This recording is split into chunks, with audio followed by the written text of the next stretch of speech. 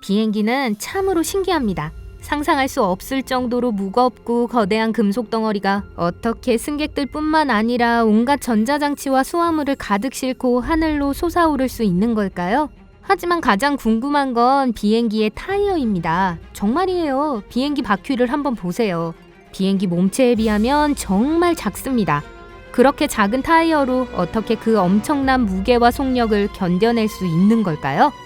그럼 비행기가 활주로에 착륙할 준비를 할 때 어떤 일이 벌어지는지 확인해보죠. 비행기는 공중에서 점점 속도를 낮춥니다. 이때 귀가 막히는 듯한 느낌이 들죠. 또한 비행기가 서서히 움직인다는 느낌이 들 수도 있어요. 불과 몇 초 전까지만 해도 아주 빠른 속도로 움직이고 있었는데 말이에요. 조종석에서 조종사들은 비행기 속도를 더 늦추며 착륙 기어를 내릴 준비를 하고 있습니다. 보통 착륙장치라고 하는데 구조적인 구성요소, 에너지 흡수장치, 브레이크, 유압장치, 그리고 물론 바퀴와 타이어로 구성된 복잡한 메커니즘입니다. 여러분의 좌석에서도 뚜렷한 기계음을 들을 수 있어요. 착륙 기어와 날개 플랩이 내려가는 소리 말이에요. 그러고 나서 비행기가 착륙하려고 할 때 비행기 앞부분이 위로 향하기 시작합니다. 언뜻 납득이 안 될 수도 있지만 수상스키를 생각해보세요. 수상스키 선수가 물 표면을 가로질러 움직일 때 스키는 항상 위쪽을 향하고 있습니다.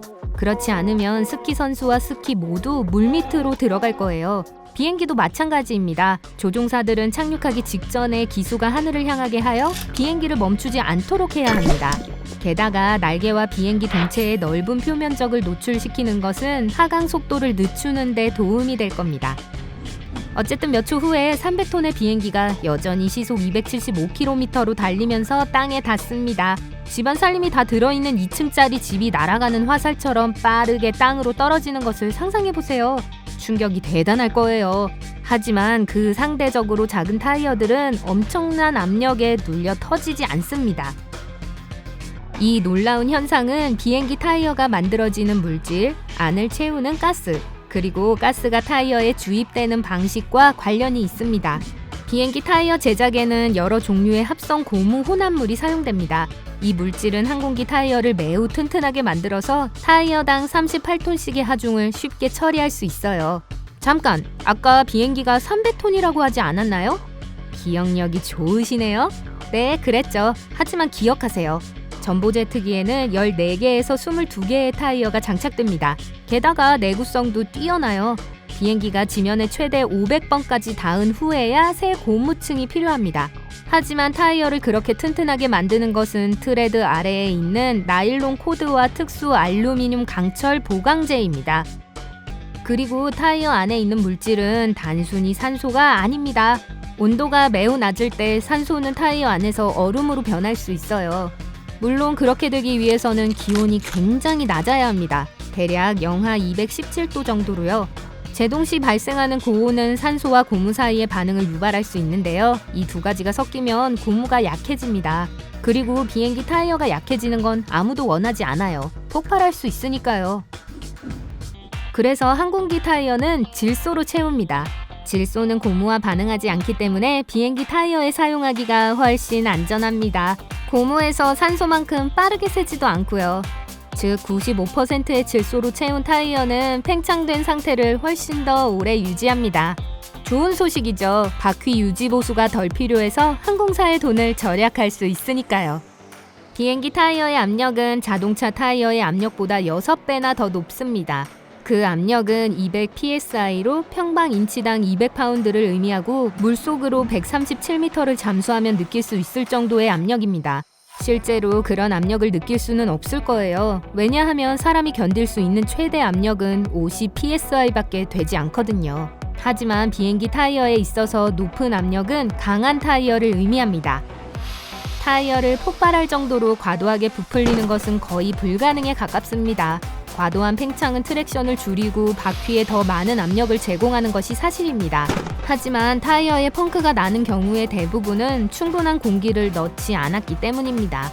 비록 비행기에 펑크가 난다고 해도 여러분은 알아차리지 못할 수도 있습니다. 에어버스 A380이나 보잉 747과 같은 대형 기종에는 여러 개의 바퀴가 있어서 그중 하나의 펑크가 나더라도 여전히 안전하게 착륙할 테니까요. 항공기 타이어가 튼튼하고 내구성이 강해야 하는 이유가 하나 더 있습니다. 비행기가 땅에 닿았을 때 타이어가 처음에는 회전하지 않고 미끄러질 뿐이에요. 다시 말해서 바퀴가 회전할 수 있을 정도로 속도가 늦춰질 때까지 활주로를 따라 끌려간다는 거죠. 그래서 터치다운 직후 타이어에서 연기가 나는 걸 보게 되는 거예요. 이 순간 타이어는 착륙 속도를 따라잡기 위해 가속하고 있습니다. 이런 착륙 방식 때문에 비행기 타이어에는 홈이 파여 있는 것입니다. 만약 자동차 타이어처럼 블록 패턴이 있다면 이 블록들은 비행기 바퀴가 땅에 닿자마자 떨어져 나갈 거예요. 가장 심각한 타이어 마모 현상은 고무가 활주로와 접촉하는 순간에 발생합니다. 그런데 비행기 타이어가 기체에 비해 너무 작고 가늘다고 생각하셨나요? 걱정하지 마세요. 비행기에게 딱 적당한 크기입니다. 타이어가 크다고 해도 착륙을 더 효과적이거나 안전하게 해주지 않기 때문에 의미가 없고 무게만 더하게 됩니다. 비행기가 무거울수록 연료 사용량이 많아지고 항공사의 손해도 커진다는 사실을 잘 아실 거예요. 그래서 엔지니어들은 바퀴를 최대한 작고 안전하게 만들기 위해 열심히 노력합니다.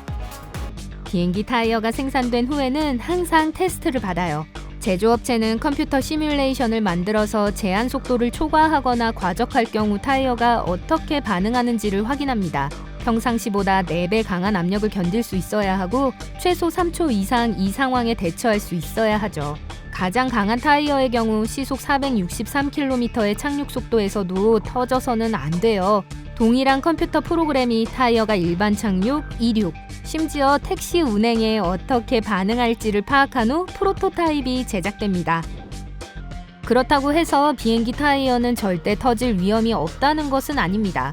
과거에 사고가 발생했었는데 타이어 중 하나가 착륙 도중에 폭발해서 비행기가 활주로에서 미끄러졌었어요.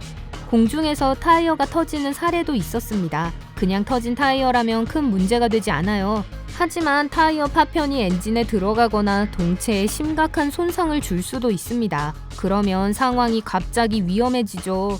게다가 비행기가 하나 이상의 손상된 타이어로 착륙을 해야 하면 부하가 고르지 않게 되고 착륙 기어에 부담을 줍니다. 최악의 경우 이러한 일이 발생하면 모든 타이어, 터지지 않은 타이어들까지도 교체해야 합니다.